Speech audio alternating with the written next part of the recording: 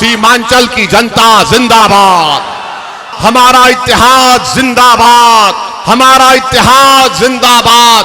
सुन लो मोदी, अमित शाह, नीतीश कुमार, चिराग पासवान और तेजस्वी, मजलिस के लीडर को गाली देने से तुम ये समझ रहे हो कि हमको कुछ फर्क पड़ता नहीं पड़ता। अल्लाह हमारे दिलों का हाल जानने वाला है। सुनो तेजस्वी, सुनो नीतीश कुमार और मोदी, सीमांचल के हर घर में मजलिस का पतंग छाप का पैगाम पहुंच चुका है। अरे 10 साल का मासूम बच्चा हमको देखकर कहता है ये पतंग छाप जा रहा है, पतंग छाप जा रहा है। अब तुम इस मोहब्बत को नहीं निकाल सकते। तेजस्वी, हम मर भी जाएंगे ना तो ये लोग याद करेंगे कि एक पतंग छाप वाला आकर हमारे दिल में इस बात को पैदा कर दिया कि हमारे मुकद्दर के फैसले हम लेंगे। अरे मैं 5 मर्तबा का सांसद हूं, मुझे 2 मर्तबा बेहतरीन सांसद का अवार्ड से नवाजा गया, मैं 2 मर्तबा का विधायक हूं। हम आगे बढ़ेंगे और कोई हमको रोक नहीं सकेगा। और तेजस्वी, याद रखो, तुमको पता चलेगा चरमपंथी के माने क्या है। तुम जितना गाली देना हमको गाली दे दो, मगर असदुद्दीन ओवैसी को सीमांचल की जनता से मोहब्बत करने और उनके लिए काम करने से अगर कोई चीज रोक सकती है तो मेरी मौत है और कुछ नहीं है। और सुनो तेजस्वी, मोदी और ये जो कांग्रेस का एक नेता बोलता है हमारे बारे में, अरे तू डरता होगा मौत से, मैं मौत को बगलगीर करने को तैयार हूं। तू तैयार है बता? अरे मौत तो सबको आनी है, सबको इस जमीन में जाना है, मगर तुम में और मुझ में फर्क ये है कि जब तक जिंदा रहूंगा शेर की तरह धारता रहा और धारता रहूंगा इंशाअल्लाह ताला। मजलूमों की आवाज बनता हूं, कमजोरों को अपनी आंखों में मजबूत समझता हूं। ये मजलिस का पैगाम है। सीमांचल की एक आजाद आवाज जरूरत है। याद रखो, जब आप और हम मिलकर सीमांचल जिंदाबाद का नारा लगाते हैं तो उसका मतलब यह है कि जिंदों की सरजमीन है, ये मुर्दों की सरजमीन नहीं है। ये जिंदों की सरजमीन इसलिए है कि उन्होंने मजलिस का हरा परचम थाम लिया। ये जिंदों की सरजमीन इसलिए है कि बरसों की दिल फरेब झूठ को आपने मुस्तरद कर दिया और आपने महसूस कर लिया कि हमारा नेता सीमांचल का बेटा होगा। कोई पटना में बैठने वाला जालिम सीमांचल की आवाज को ना समझता है ना कुछ बोल सकेगा।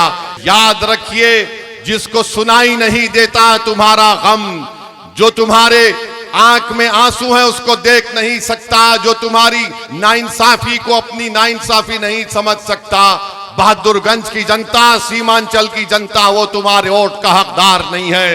वोट का हकदार वो है जो तुम्हारी तकलीफ को अपना तकलीफ समझे, जो तुम्हारे आंसू को अपने आंसू समझे, जो तुम्हारे बच्चों को देखकर अपने औलाद की तरह उनकी तरक्की के और स्कूल का इंतजाम कर सके, जो रिश्वतखोरी का भ्रष्टाचार का खात्मा कर सके, जो नदी कटाव का काम करा सके, जो सीमांचल के किसान को इंसाफ दिला सके, जो सीमांचल के नौजवानों का मुस्तकबिल रोशन करे।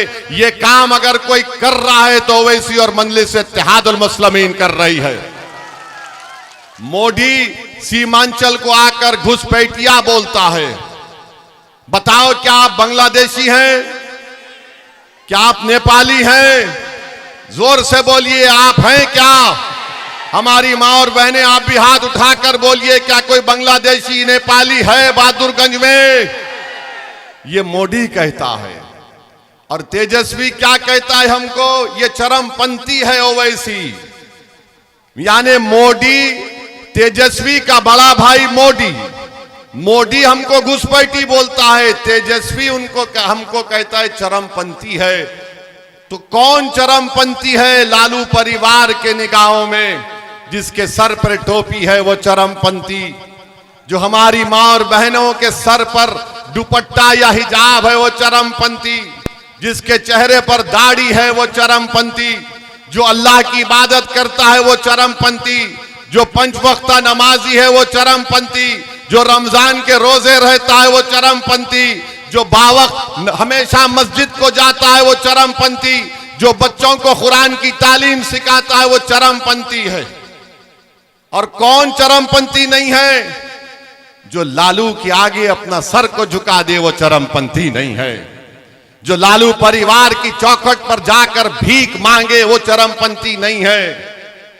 जो लालू की तारीफ करे, उसके बेटा की तारीफ करे, तो सुनो तेजस्वी, तुम्हारे कान और दिमाग में मैल है, उसको निकाल कर सुन लो। अगर अल्लाह की इबादत करना चरमपंथी है, रसूल अल्लाह सल्लल्लाहु अलैहि वसल्लम से दुनिया की हर चीज से ज्यादा मोहब्बत करना चरमपंथी है, तो सुन ले तेजस्वी, हम चरमपंथी कहलाने को तैयार है, मगर अल्लाह उसके रसूल को छोड़ने को कभी तैयार नहीं है। तेजस्वी ने ओवैसी को चरमपंथी कहकर आप तमाम की तौहीन की है। हमारी मां और बहनों की, हमारे बुजुर्गों की, हमारे गयूर नौजवानों की।